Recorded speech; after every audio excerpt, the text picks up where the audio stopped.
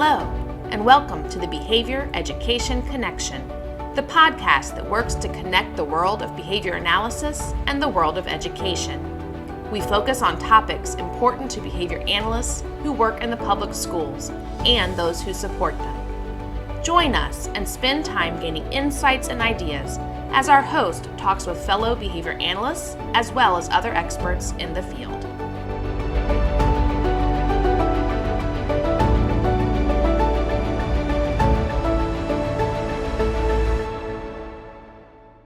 Hello, and welcome to the Behavior Education Connection. I'm excited to be here with you today. I'm your host, Selena Layden, and today I am here with Amanda Steely. Hi, Amanda. Hey, Selena. I'm so glad you're here. Can you introduce yourself for us? Absolutely. So my name is Amanda Steely, and I work with Richmond City Public Schools as BCBA, and I'm excited to talk with you about my journey today. Yeah, and I'm really excited to have you here. I think, Amanda, you are one of kind of these unique unicorns, so to speak, but actually not that unique. I think people experience a lot of the same things you do, but you've had kind of a cool journey that we're going to talk about. And so specifically, you were a classroom teacher when you became a BCBA, and now you are in more of an administrative coaching kind of position within a school division. And so we're going to talk a little bit about how that happened and why that happened and how's it going. So how is your year going so far? Yeah, no, it's going great. Yes, as you mentioned, I was in the classroom prior to being in this role. This year so far, like I'm sure everybody else that's in a public school anywhere right now, I'm, exhausted, and there are so many needs everywhere, and there's just, a huge collaborative energy around trying to pinpoint what the area of need is and what the appropriate supports are, especially for our kiddos who have some of these more challenging behaviors. I think we start the school year off and everybody with the best of intentions, and I remember it from being a teacher, we've got our radar on to see who has needs. And so we're often calling in whatever supports we can to make sure that those needs are being met. But so much of this year, the beginning of the year, is about building those relationships and building those routines. So at least in Richmond, we have some 200-day schools that go back at the end of July, and then the rest of our schools come back in August. So it's been neat to see, the new friends who are having challenges at the end of July are starting to know their routines a little better, and getting to hear from teachers that, kiddos are settling in and things are starting to work out. And then for our friends who've been in school for just a couple of weeks now, we're still learning those routines. So it's good. A lot's going on, but it's definitely, plenty to do.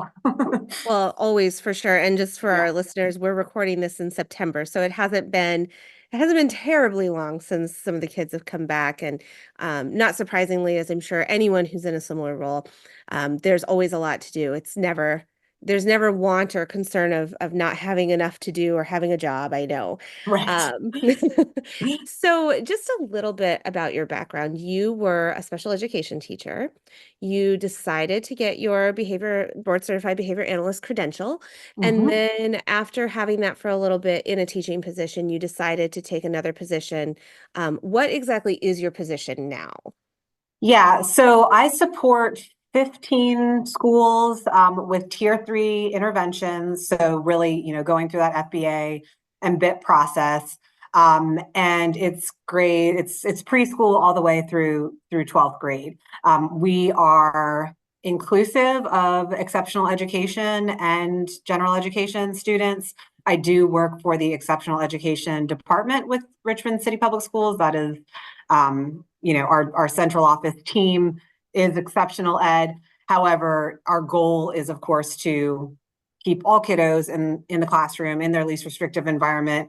We use that term in special education, but if you consider there's a student who's having challenging behavior that doesn't have an IEP and is, getting kicked out of school because of it, or because of their behaviors, that's someone that we need to be able to support as well. Because at the end of the day, whether or not you have a disability, you are going to be a grown member of our society at some point. So that is my role. So I work with basically School-based teams, they identify needs of students. Students typically go through an MTSS process. We've got tier one supports to kind of see what's going on in classrooms. And then once we solidify that all those things are in place and working the way they should be, and we still have students with needs, then that's when we're coming in to help the team come up with a plan, track the progress of that plan, and again, ultimately pull back those supports so that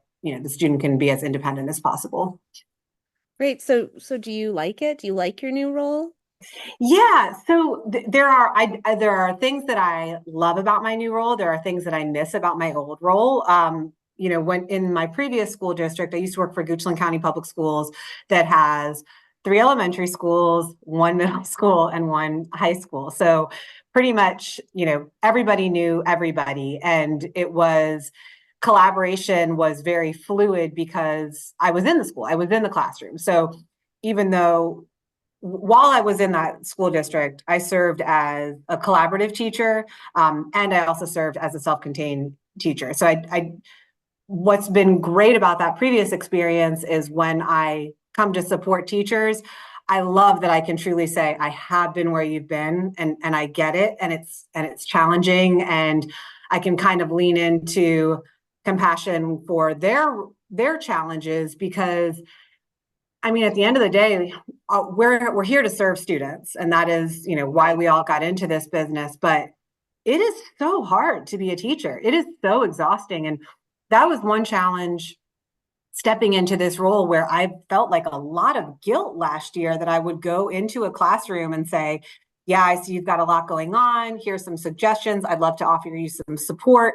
And now I'm going to go. And then I could leave the classroom and I could go to the bathroom if I wanted to. And then I would get in my car and go to another school. And so I love that I can be, that I could say, go take a bathroom break, like give them something to feel supported in that moment that might not necessarily be the fix they need to be able to provide greater instructional time to all their students. But I do also miss that, working with so many teachers and so many teams, I'm stretched so thin that when I had my own classroom, or when I was teaching in the collaborative setting, I got to see the change, day in and day out. I got to see, if I tried something that was hard, or I got a team on board with doing something a little bit more differently, and I got to see some shifts in the way people maybe think about how they could approach a problem. It was so rewarding, and that level of impact, that is something that I miss. But I'm happy to be where I am. I love connecting with people, and this job definitely affords me that. I would add to that. So I used to do direct services with students as well, and then I moved into a role where, like yours, I was an autism coordinator, and the reinforcement is very different, right? When I Yeah, worked directly with kids, it was like, oh, I got them to say their first word, or yeah, I got them to use the bathroom today, which is amazing because we've been working on it for like 6 weeks. right. Now they're in the bathroom. And so, that is absolutely reinforcing.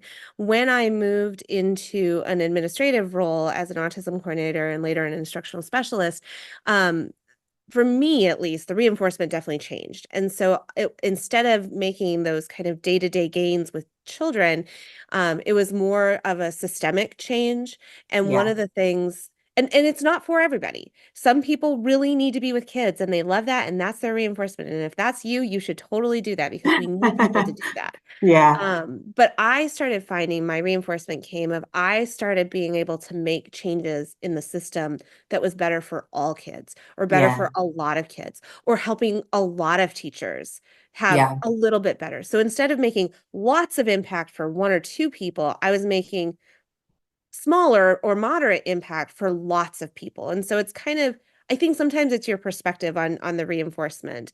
Um, yeah. so with that, like, what is the best part of your job? What do you find reinforcing about it? Yeah. So I was just thinking yesterday, I was in a kindergarten classroom where it was a co-teaching team that was doing a phenomenal job. They had a student, there were some behavioral things going on. In fact, they had several students, but one, really stood out. And the when I went into that, I was going in for an observation as part of an FBA, but I also knew that they were probably going to be dealing with some really challenging behaviors. And one thing that has been a dance to kind of figure out is, okay, I'm there to observe behavior. I'm not part of that environment. So I can't suddenly become part of the environment when I'm observing it or I'm altering what's going on.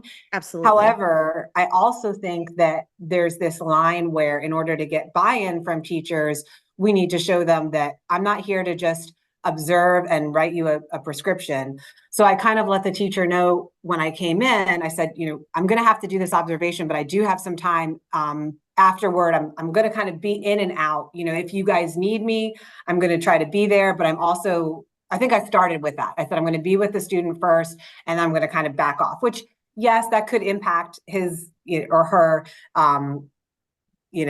interpretation of me. It could impact my observation overall. But I had seen this student before. I did know who they were. So anyway, I came in and kind of talked the teacher through some de-escalation without really telling her what to do. Like, I diverted to what she was doing already. I didn't want to put extra stuff on her when I knew she was already, in a place that was challenging. And we were able to kind of joke a little bit, like lighten things up a little bit, and see what was going on. I was able to reinforce, behaviors that she was engaging in to support that student. And when I was leaving the classroom, she said to me, in the midst of behaviors, thank you so much. All we get is feedback. Thank you for coming in and being present with us and the student. And I was like I wanted to cry. I was like, oh, thank you so much. Like, that feedback means so, and I didn't want to make it about me in the moment, but like, Right, right. I needed to hear that so badly, because my greatest fear is that we are throwing money into resources to have people at the top come in and tell other people what to do, and I don't want to be in that group. So for me, it's really a matter of, if I can come in, make a connection with a teacher where they feel like supported and cared for, and to the point that they're able to articulate that, that's super important to me. And my goal is that there's change for kids. So I'm not Right. just there to make friends, but I do believe that we are more likely to have an impact if there's that trust. So that's probably what I would say is my greatest reinforcer. Yeah, and I think, we hear from school-based behavior analysts a lot that getting buy-in is one of the hardest things to do. And so Yeah. I think some of what you're talking about, it helps with that, right? It helps to say, I've been where you've been and I get all of the challenges that you're struggling with. And I'm not going to ask you to do something that is completely out of the realm of possibility because you have 24 pumpkins that you have to take care of. Or, some of the things that I've certainly seen happen. But I think it's great that you're finding reinforcement in working with not only the adults that you're seeing, but then the impact that they can have on kids as Yeah. well. So that's great.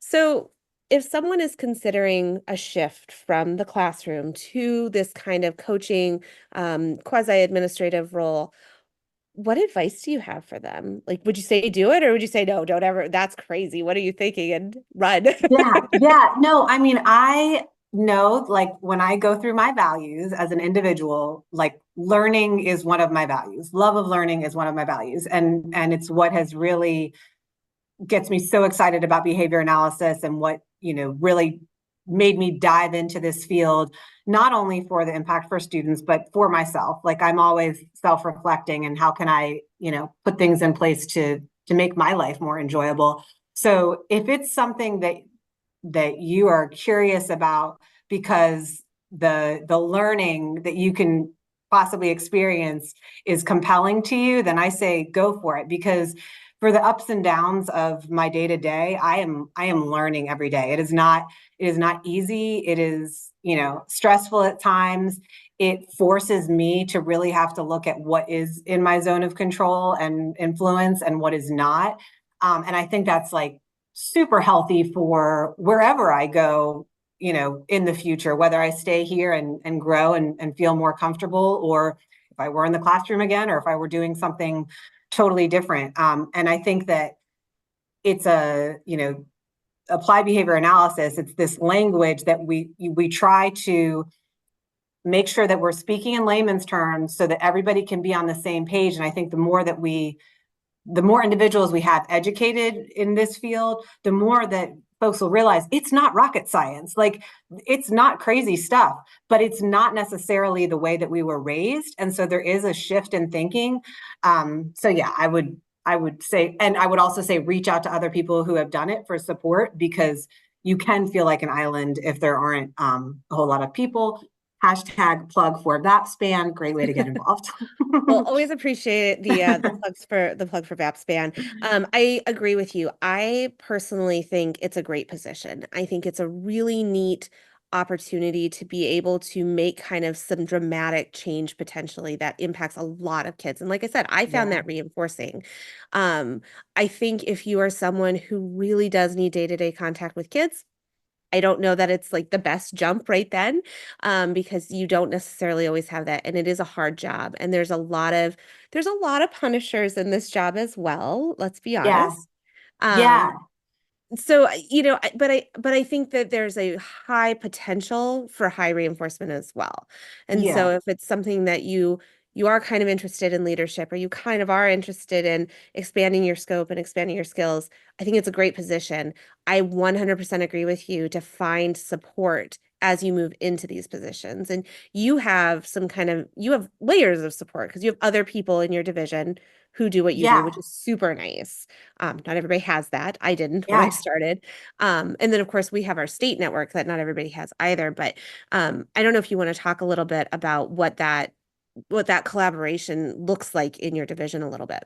Yeah. So I'm going to be honest, a big reason that I took this job, I don't think I would have, and I'm not saying other people shouldn't do it, but I don't think I would have jumped from classroom to division-wide BCBA if there was not a support network in place. So are we like saying names on this podcast? Is this like I okay, think you like could our call her team? out. She's lovely and Okay, wonderful. okay.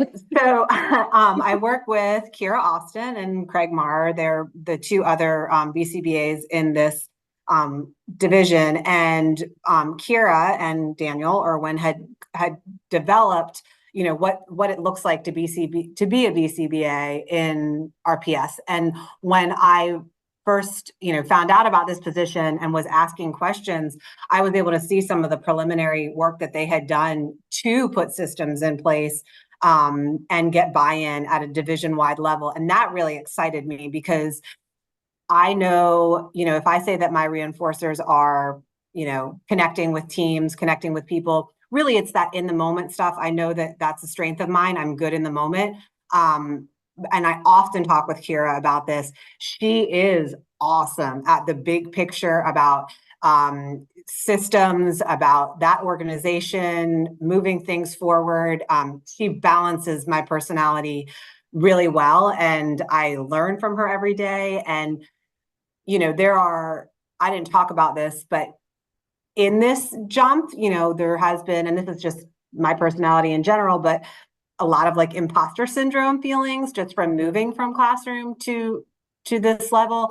And so being able to have a support system and say, gosh, I'm feeling this, that, and the other thing, and just to be validated and like, yeah, no, that sounds super tricky, or like, yeah, that's not all you, like, like to acknowledge the challenges, and then to just get feedback on what you're doing. I mean, we all know that that's so important, to get that feedback piece. So yes, I am very, very fortunate to have that in place. And then of Well, course VAPSPAN and all those things.